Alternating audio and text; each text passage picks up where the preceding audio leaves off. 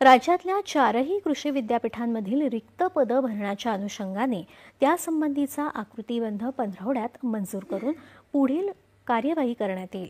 विद्यापीठात आवश्यक वसतिगृहांसाठी तसंच पायाभूत सुविधांसाठी निधी मिळवून देऊ अशी ग्वाही कृषी मंत्री दत्तात्रय भरणे यांनी अकोला इथं दिली।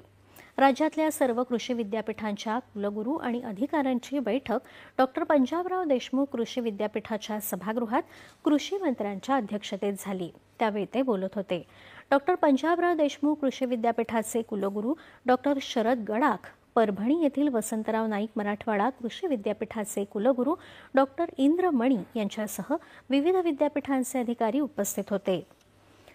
कृषी मंत्री भरणे यांनी सर्व विद्यापीठांचे कार्यक्षेत्र, उपक्रम, अडचणी आदींबाबत जाणून घेतलं आणि पदभरती, पायाभूत सुविधा, वसतिगृहाबाबतच्या मागण्या पूर्ण करण्याचं आश्वासन दिलं। हवामान बदलाचं जगावर मोठं संकट आहे। अचानक अतिवृष्टीसारख्या संकटानं शेती आणि पिकाचं नुकसान होतं। हे आपणा सर्वांना आव्हान आहे। त्यामुळे बदलत्या परिस्थितीत संकटावर मात करून शेती उत्पादन आणि शेतकऱ्यांचं उत्पन्न वाढवण्यासाठी नवनवे प्रयोग आणि संशोधन करण्याची कृषी विद्यापीठांनी प्रयत्न करावेत असं आवाहन कृषी मंत्री दत्तात्रय भरणे यांनी केलं आहे।